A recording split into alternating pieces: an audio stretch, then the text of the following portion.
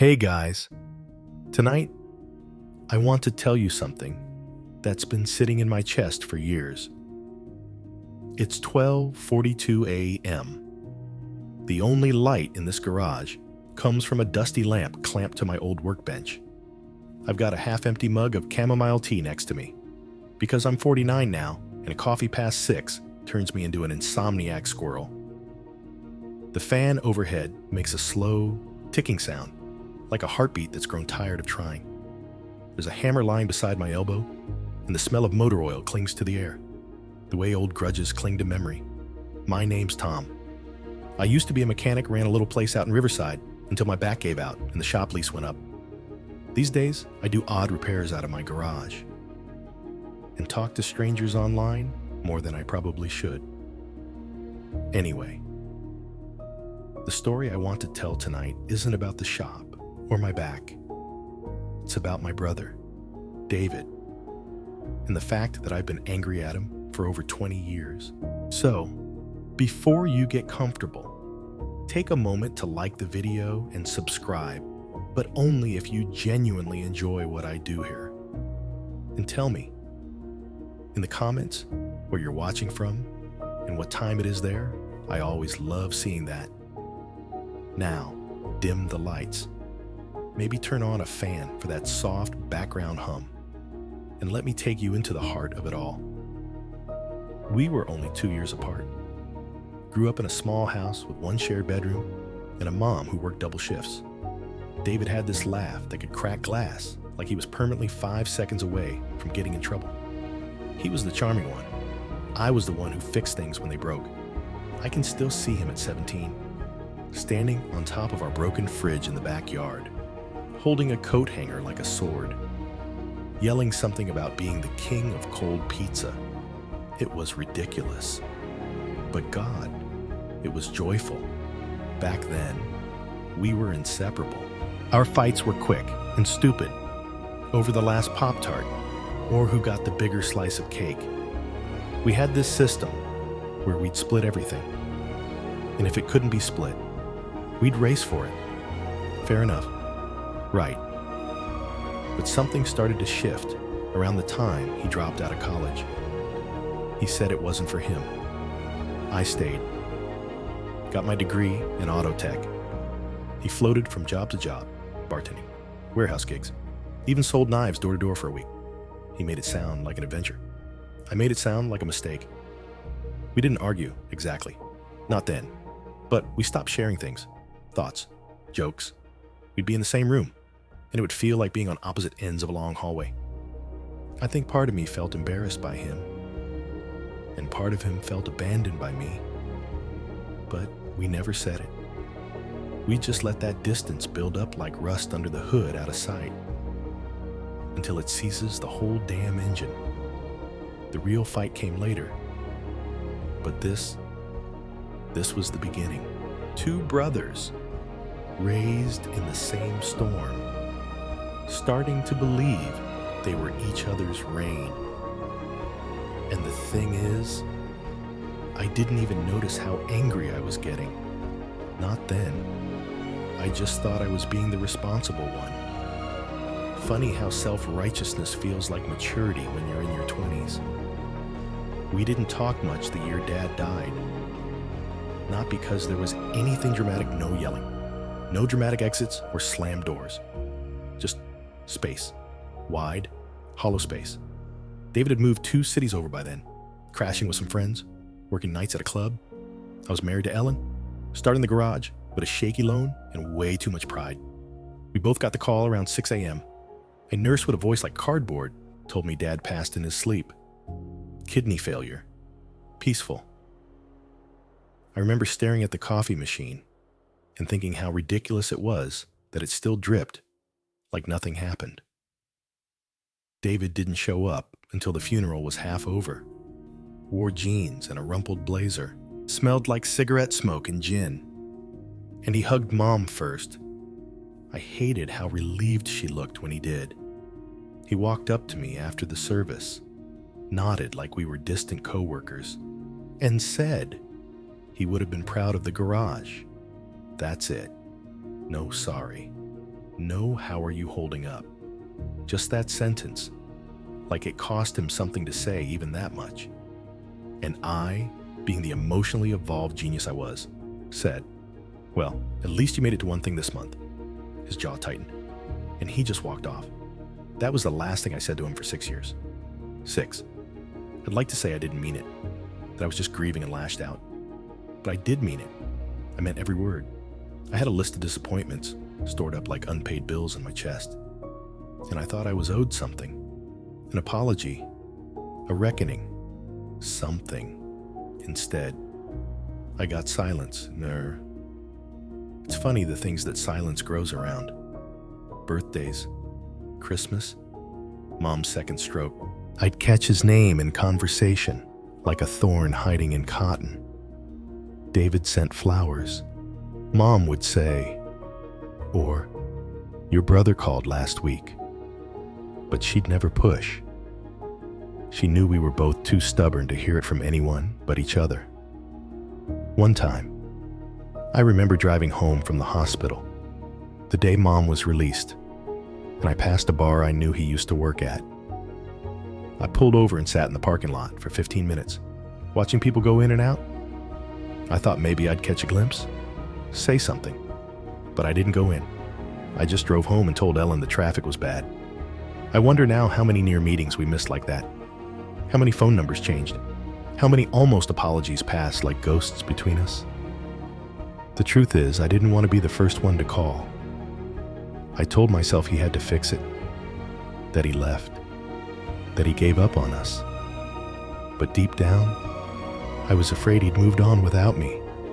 It's a weird jealousy, to envy your own brother's indifference. Mom once asked me, in that soft, cracked voice of hers, would it really hurt to just talk to him? And I said, it wouldn't hurt, but it wouldn't help either. Another brilliant gem of wisdom from yours truly. The truth is, I was still angry. Not just about Dad, or the funeral, or even college. I was angry that I missed him, and he didn't seem to miss me back. That's the kind of thing you don't admit out loud, especially not when you're the older one. Especially not when pride tastes better than grief.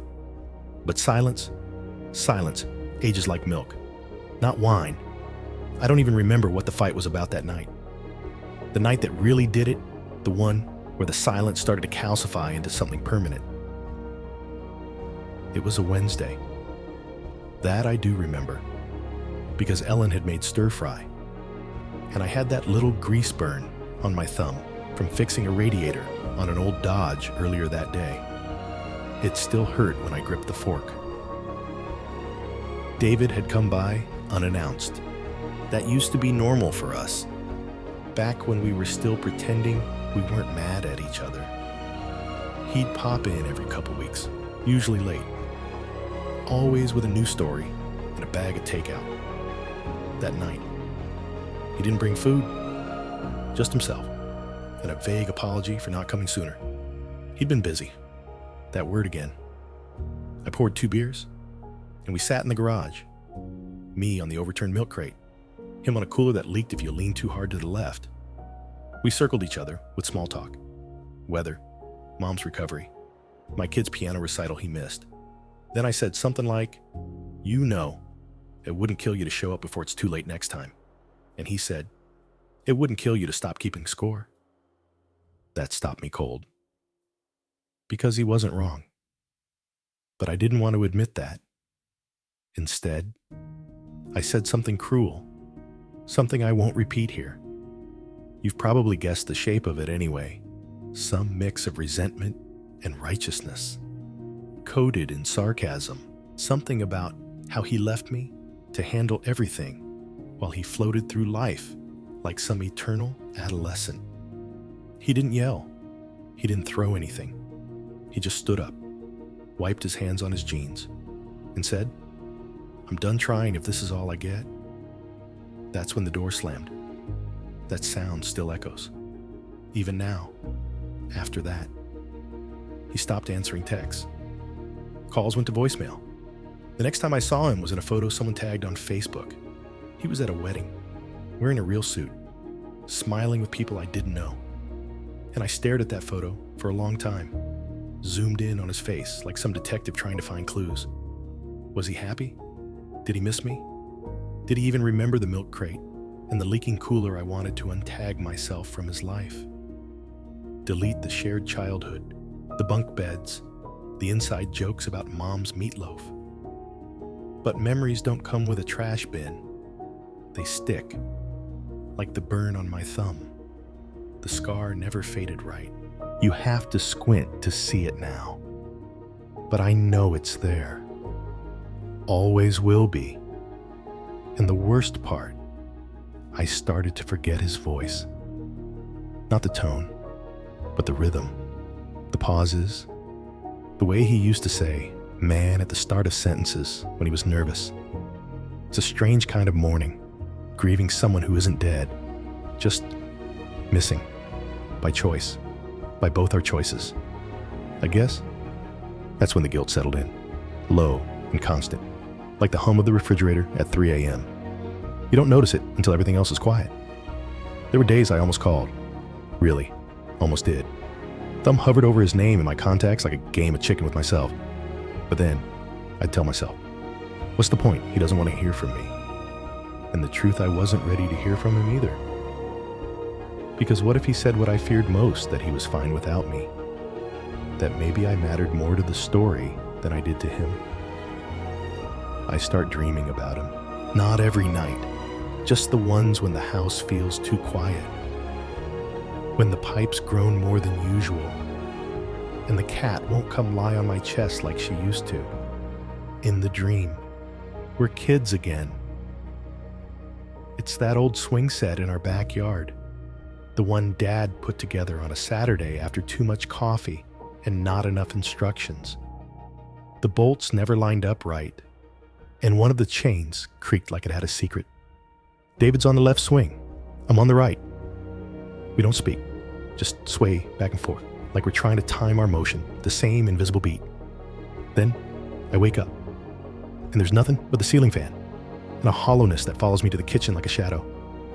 That was the week I pulled down the box, the one in the attic, with the camcorder tapes, school yearbooks, and those weird jelly bracelets he used to collect in middle school.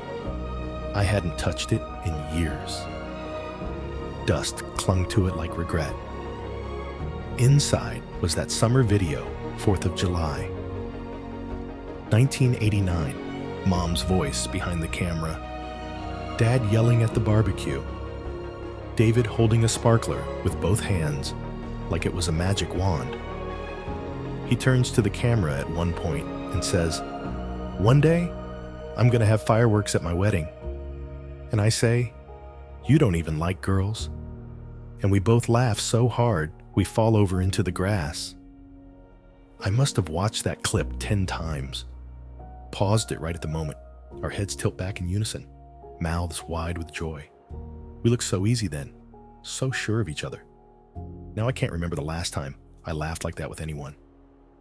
You ever have a moment where nostalgia punches you so hard in the chest that you almost fall backward? That's what that tape did. I sat there in the attic for over an hour. Didn't even notice the fiberglass itching my legs through my jeans. Just kept rewinding and replaying, like I could press hard enough on play to make the years come back. But they don't. I took the tape down to the living room, hooked up that clunky old player to the TV. Ellen walked in, saw me frozen on that sparkler scene, and didn't say a word. Just walked over, sat down beside me, and rested her hand on my knee. She never pushed, never said, "Just call him already." She knows me too well for that. Knows I have to come to things on my own, like a dog circling a spot before lying down. But she did make tea and left the mug on the coffee table with a Post-it. Maybe it's time. The handwriting was neat, gentle, like her, like the way she navigated around my grief without stepping on it. I didn't call that night, or the next, but something had shifted, because I started leaving my phone volume on. Started checking the old email we used to share for family group threads. I even found myself looking up flights to where he lived, now Chicago. I told myself it was just curiosity, but I knew better. Sometimes silence doesn't feel like peace. It feels like punishment for both people. I began wondering what his days looked like now. If he still watched football in socks with holes in the toes. If he still hummed off-key when he cooked pasta. If he ever talked about me. Or if I'd become that kind of ghost you only mention when someone else brings it up. There's this one memory I haven't told anyone until now. When our dog Bailey died. David was 12. I was 15. He didn't want to cry in front of our parents. So he climbed into the crawl space behind the laundry room. Stayed there for hours. I brought him a flashlight and a peanut butter sandwich. We didn't say anything. Just sat in the dust. After a while, he whispered, "Do you think dogs know we love them?" I said. "Yeah. I think they know it more than people do." He nodded and wiped his nose on his sleeve. I think about that a lot lately. About how we used to sit in silence and somehow still say everything. Now all we have is silence. But not the kind that says, "I get you." The kind that says, "I don't know you anymore." I start noticing the photos on the fridge. Not the ones I put up, those get quietly replaced. But the ones her mom tapes there. School portraits. Little handprints in paint. A messy science fair ribbon. I look at them the way you look at stars through a foggy window close enough to admire, too far to touch. It's the kind of invisibility you can't argue with, the kind that doesn't come from malice. It just happens, slowly, like being erased in pencil. At the school play in 5th grade, I sit in the 3rd row with my phone camera propped on my knee. I know which line she has just one, and I'm ready to catch it. Her mom whispers, she's nervous. And I nod like I'm part of that knowledge, like it belongs to me too. But when the play ends, she runs straight to her mom, skips right past me, and throws her arms around the woman who carried her. I get a small nod and a thank you from 10 feet away. I tell myself it's okay, it's enough, but it isn't, and I know it. One night, she scrapes her knee biking outside. I'm the one home, not her mom. She's maybe 9. I hear the cry before I see the blood. And my body moves before my brain does. She lets me clean it, lets me hold her ankle steady. But when I reach for the Band-Aid and tell her, "You're brave, kiddo," she looks at me like I spoke a foreign language. She mumbles, "Can I call Mom, even though it's just a scratch?" I hand her the phone. That night, I sit on the back porch with a beer that I don't drink and a silence that I don't break. I watch the light in her bedroom window flicker from her lamp. I listen to muffled giggles on the call. I hear the word "Dad" once, but not about me. You start wondering if presence is enough. If showing up every day is ever going to matter as much as blood. That's the thing about love. It doesn't come with a guarantee. And in blended families, there's no script. You just improvise. Hope she doesn't notice the pauses where the father lines were supposed to be. I think the worst part is not being hated. I could handle hated. At least that's passionate. But being tolerated, being optional. I hear her on the phone, once with her best friend.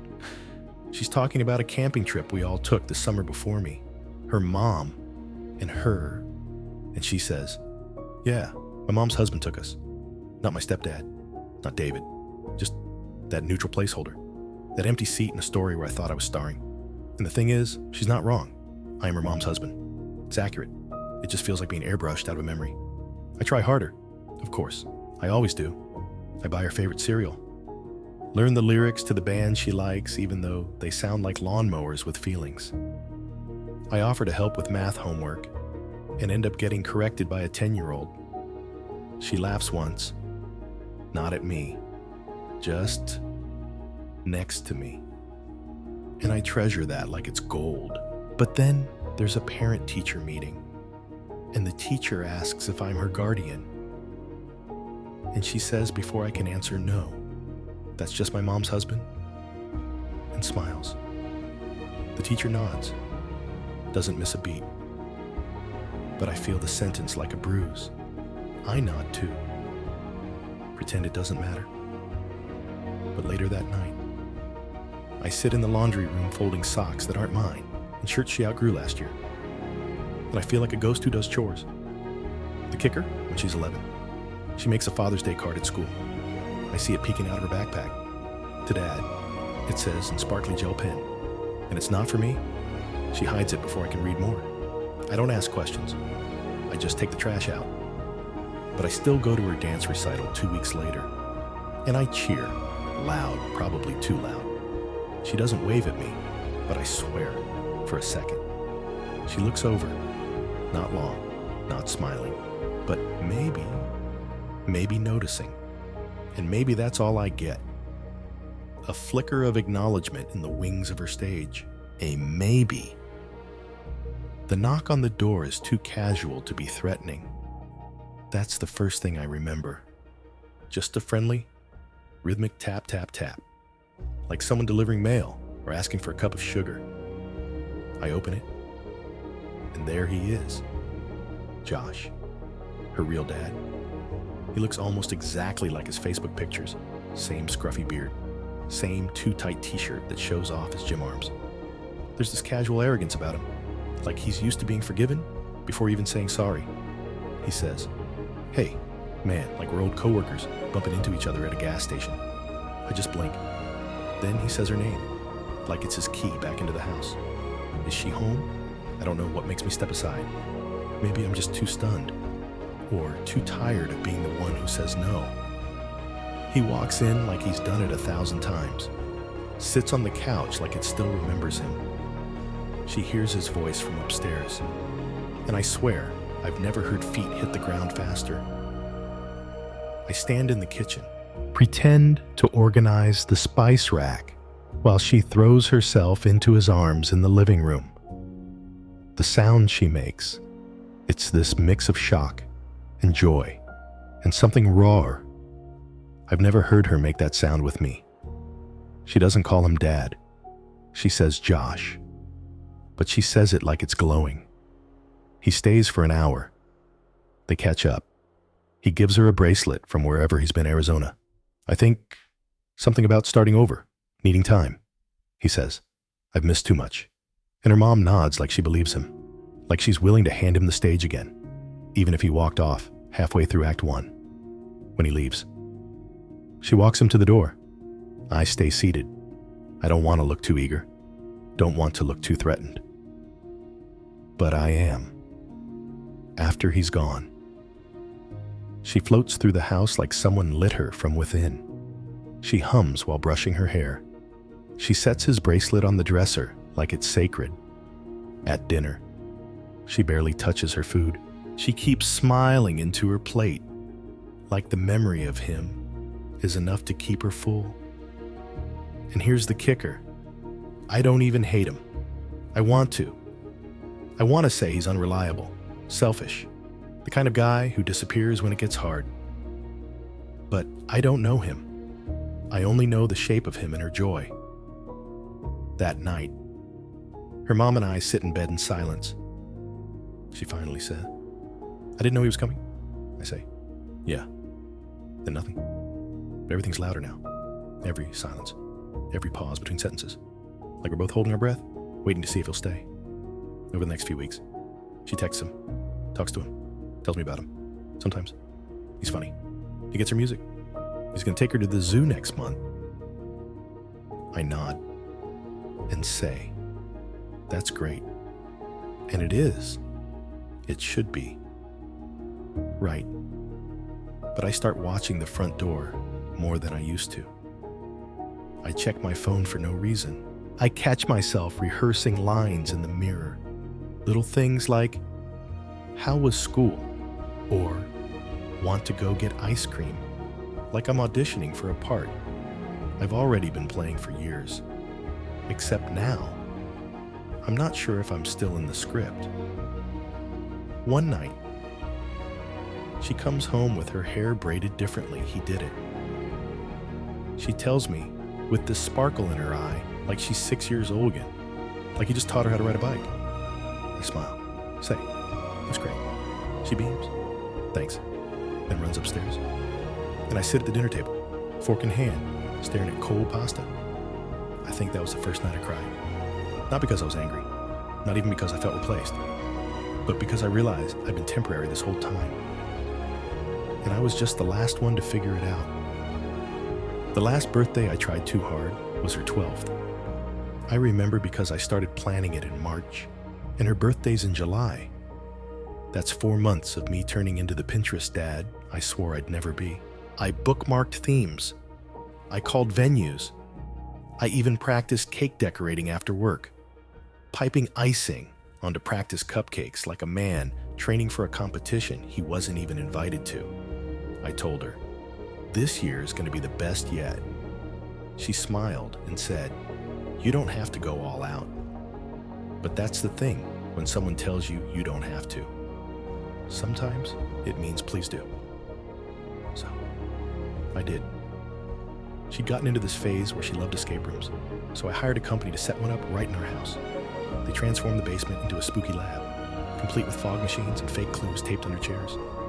I printed out team badges, bought matching shirts, even got a prize box with little trinkets, and a trophy that said Puzzle Master. The morning of the party, I woke up at 6 a.m. and started inflating balloons. Pink, silver, and lavender, her favorite colors. In that order. The house smelled like rubber and frosting. Her mom helped with the food.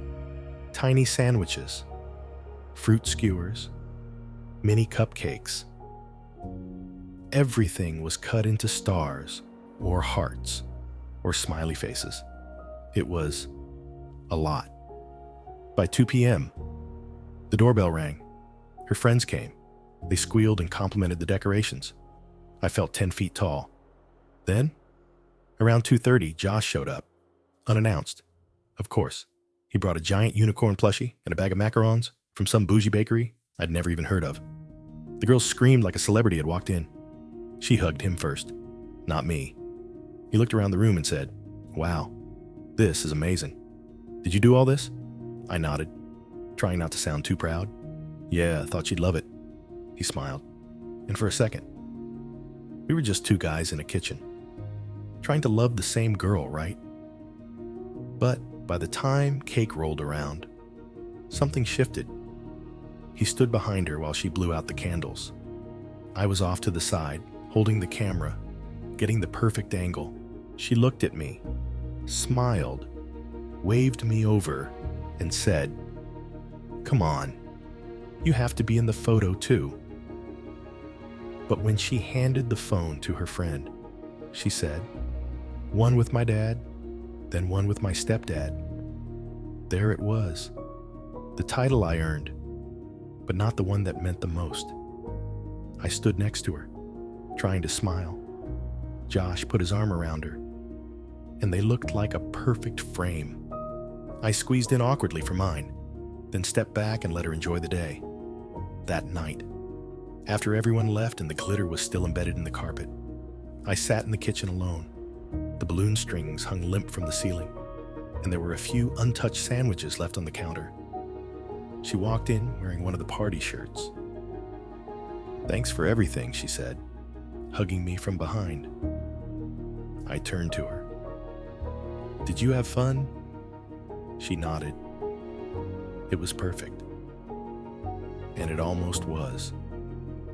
But then she added, "I wish Josh could have stayed longer. That part, that lodged somewhere behind my ribs and never quite left." Later that night, I scrolled through the party photos. She looked happiest in the ones with him. There was this lightness in her shoulders, this shine in her grin, like she didn't have to try as hard. And I realized something I'd been ignoring for years. She loved me. Sure, but he was home. I was the house she visited when home wasn't available.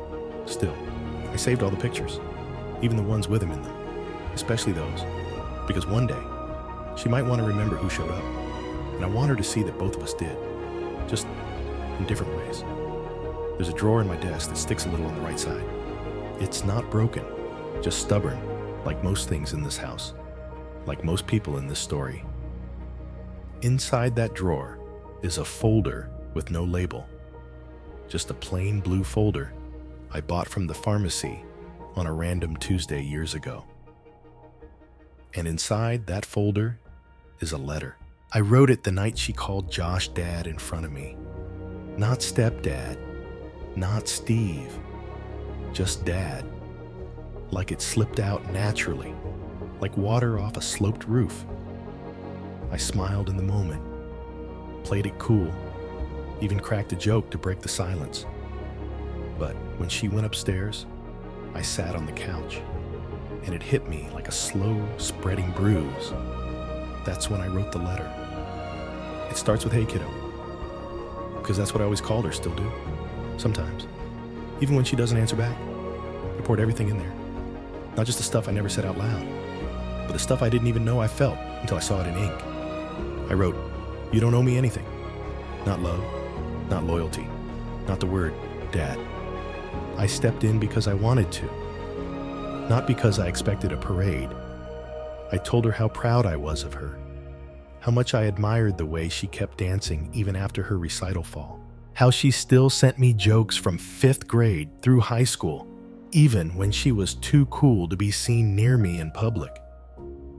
I admitted I sometimes tried too hard, that I sometimes competed with Josh in my head, even though I knew the scoreboard was imaginary.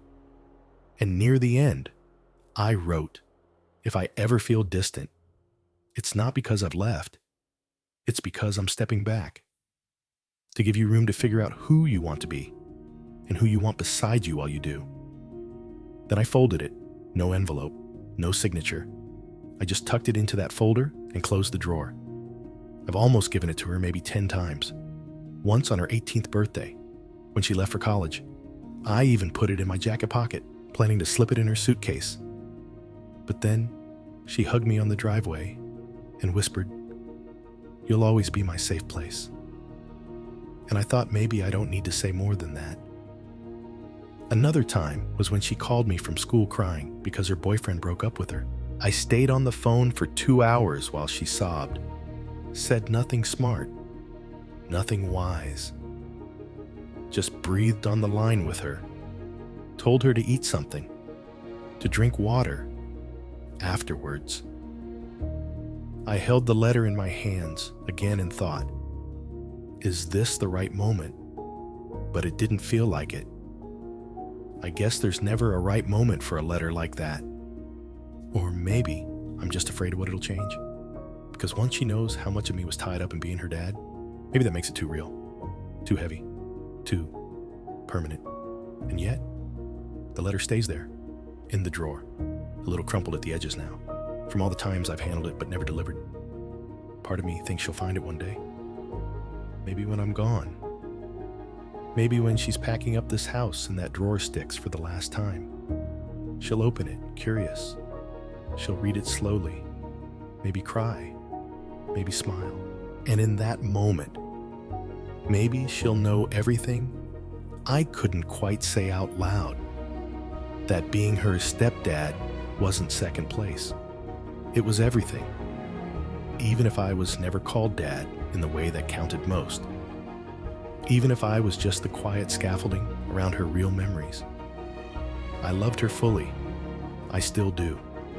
And sometimes, love means staying in the background, but always keeping the porch light on. The first time she didn't call was a Tuesday. Not that I remember, because something dramatic happened. It was more that nothing did. Tuesdays were always our thing, even after she moved out. She'd call around 7:30, usually while waiting in the Chipotle line, or walking back from class. We'd talk about random things, her roommate's annoying habits, some weird dream she had, whether cats really do understand English, but pretend not to. It wasn't scheduled. Exactly. But it was a rhythm. like a lighthouse beam sweeping in at regular intervals, letting me know she was still out there.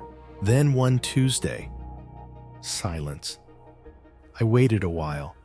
No big deal, right? College kids are busy. Maybe her phone died. Maybe she had a midterm. I told myself not to overthink it.